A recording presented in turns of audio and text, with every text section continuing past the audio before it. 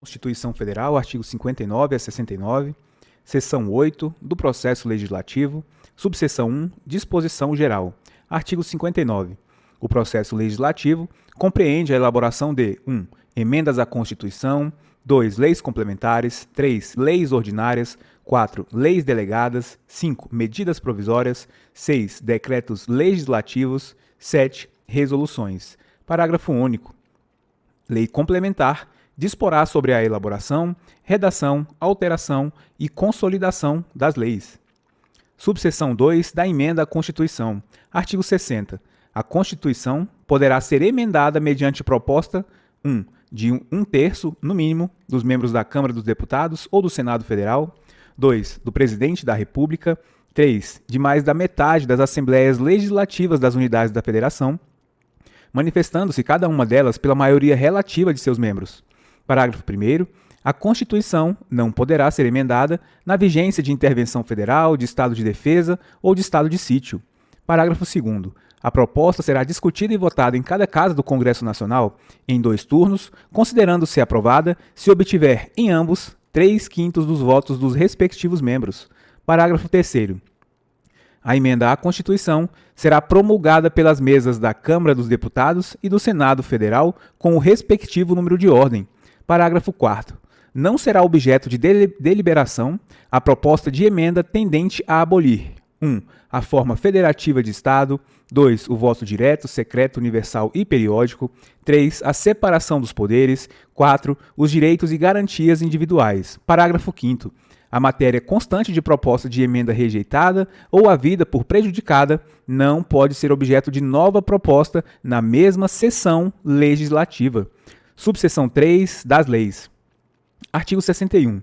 A iniciativa das leis complementares e ordinárias cabe a qualquer membro ou comissão da Câmara dos Deputados, do Senado Federal ou do Congresso Nacional, ao Presidente da República, ao Supremo Tribunal Federal, aos tribunais superiores, ao Procurador-Geral da República e aos cidadãos, na forma e nos casos previstos nesta Constituição. Parágrafo 1º.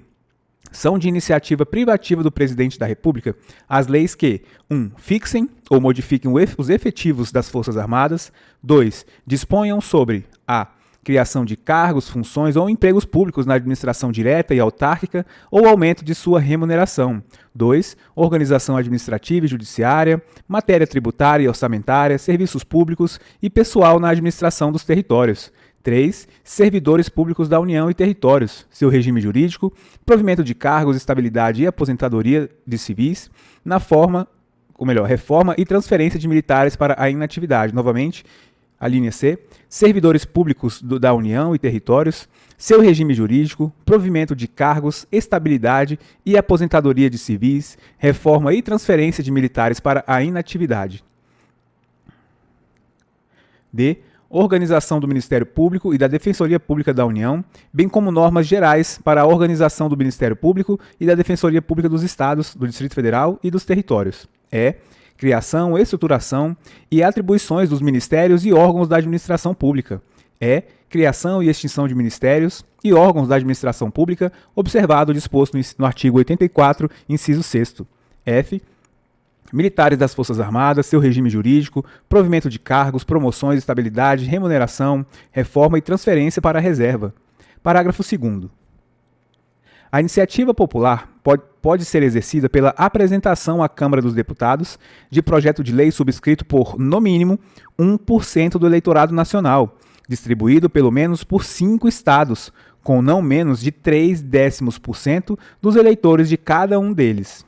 Artigo 62. Em caso de relevância e urgência, o Presidente da República poderá adotar medidas provisórias com força de lei, devendo submetê-las de imediato ao Congresso Nacional, que, estando em recesso, será convocado extraordinariamente para se reunir no prazo de 5 dias. Parágrafo único. As medidas provisórias perderão eficácia desde a edição, se não forem convertidas em lei no prazo de 30 dias a partir de sua publicação, devendo o Congresso Nacional disciplinar as relações jurídicas delas decorrentes. Artigo 62. Em caso de relevância e urgência, o Presidente da República poderá adotar medidas provisórias com força de lei, devendo submetê-las de imediato ao Congresso Nacional. Parágrafo 1º. É vedada a edição de medidas provisórias sobre matéria 1. Relativa à nacionalidade, cidadania, direitos políticos, partidos políticos e direito eleitoral. B. Direito penal, processual penal e processual civil. C. Organização do Poder Judiciário e do Ministério Público, a carreira e a garantia de seus membros. D. Planos plurianuais, diretrizes orçamentárias, orçamento e créditos adicionais e suplementares, ressalvado o previsto no artigo 167, parágrafo 3º. 2. Que vise a detenção ou sequestro de bens de poupança popular ou qualquer outro ativo financeiro. 3. Reservada à lei complementar.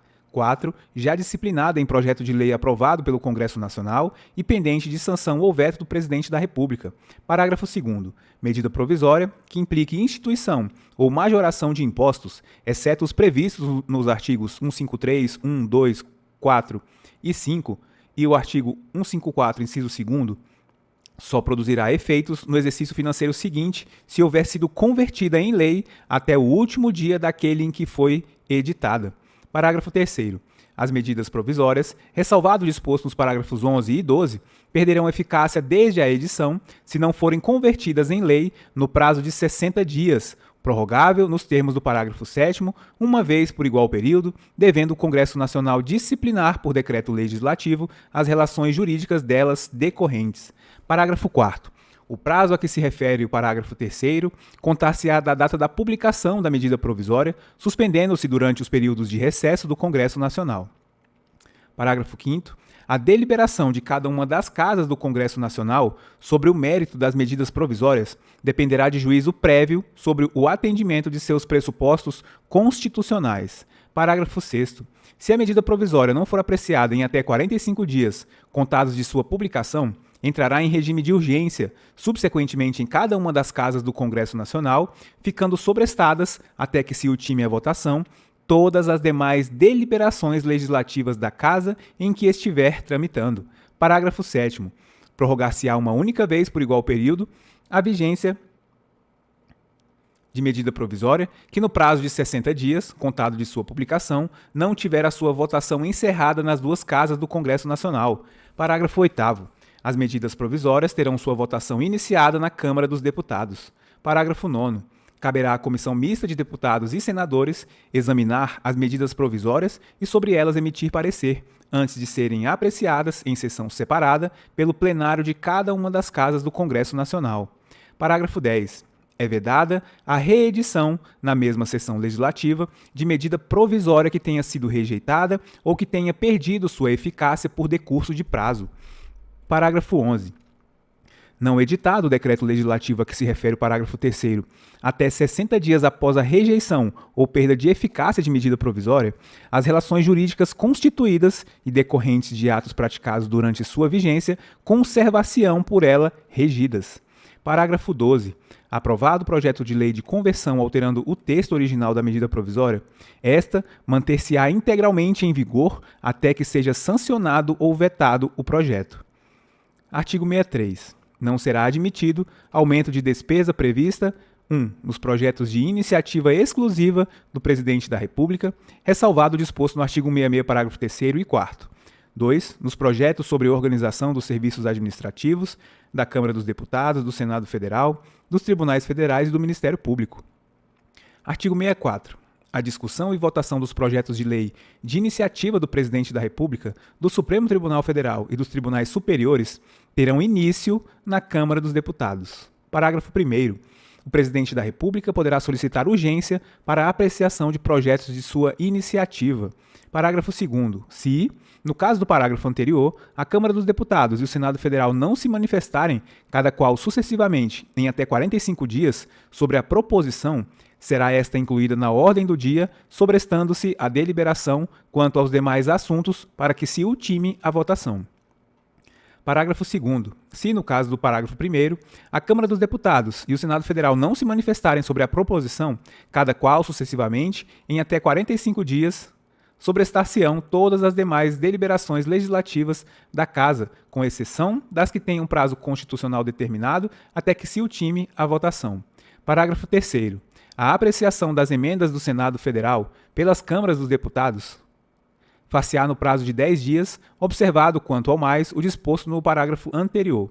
Parágrafo 4º. Os prazos do parágrafo 2º não correm nos períodos de recesso do Congresso Nacional, nem se aplicam aos projetos de código. Artigo 65. O projeto de lei aprovado por uma casa será revisto pela outra em um só turno de discussão e votação e enviado à sanção ou promulgação se a casa revisora o aprovar ou arquivado se o rejeitar. Parágrafo único. Sendo o projeto emendado, voltará à casa iniciadora. Artigo 66. A casa na qual tenha sido concluída a votação enviará o projeto de lei ao Presidente da República, que, aquiescendo, o sancionará. Parágrafo 1º. Se o Presidente da República considerar o projeto, no todo ou em parte, inconstitucional ou contrário ao interesse público, vetá-lo-á total ou parcialmente no prazo de 15 dias úteis, contados da data do recebimento, e comunicará, dentro de 48 horas, ao Presidente do Senado Federal os motivos do veto. Parágrafo 2º. O veto parcial somente abrangerá texto integral de artigo, de parágrafo, de inciso ou de alínea. Parágrafo 3º. Decorrido o prazo de 15 dias, o silêncio do Presidente da República importará sanção. Parágrafo 4º. O veto será apreciado em sessão conjunta dentro de 30 dias a contar de seu recebimento, só podendo ser rejeitado pelo voto da maioria absoluta dos deputados e senadores em escrutínio secreto. Parágrafo 4º.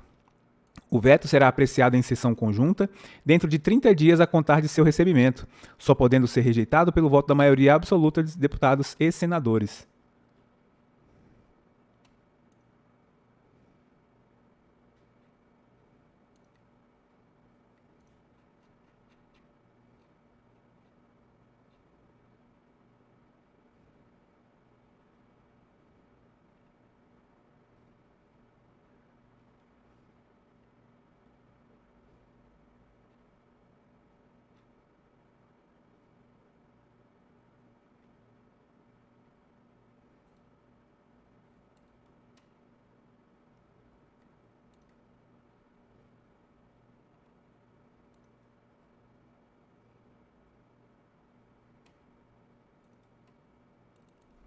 O que está valendo é esse parágrafo 4º aqui, ó. O veto será apreciado em sessão conjunta, dentro de 30 dias a contar de seu recebimento, só podendo ser rejeitado pelo voto da maioria absoluta dos deputados e senadores. Parágrafo 5º. Se o veto não for mantido, será o projeto enviado para promulgação ao Presidente da República. Parágrafo 6º.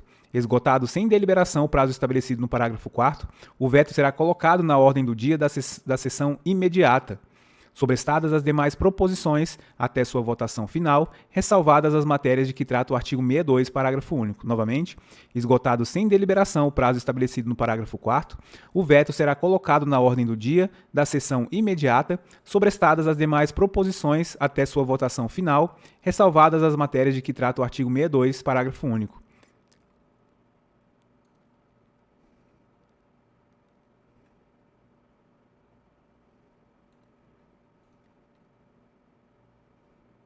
Esse aqui também está equivocado.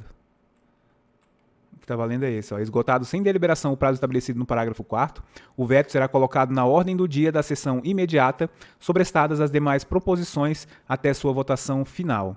Parágrafo 7º. Se a lei não for promulgada dentro de 48 horas pelo Presidente da República, nos casos do parágrafo 3º e 5º, o Presidente do Senado a promulgará e, se este não o fizer em igual prazo, caberá ao Vice-Presidente do Senado fazê-lo.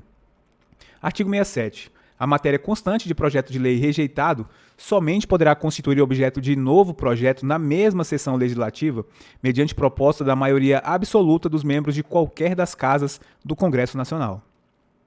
Artigo 68.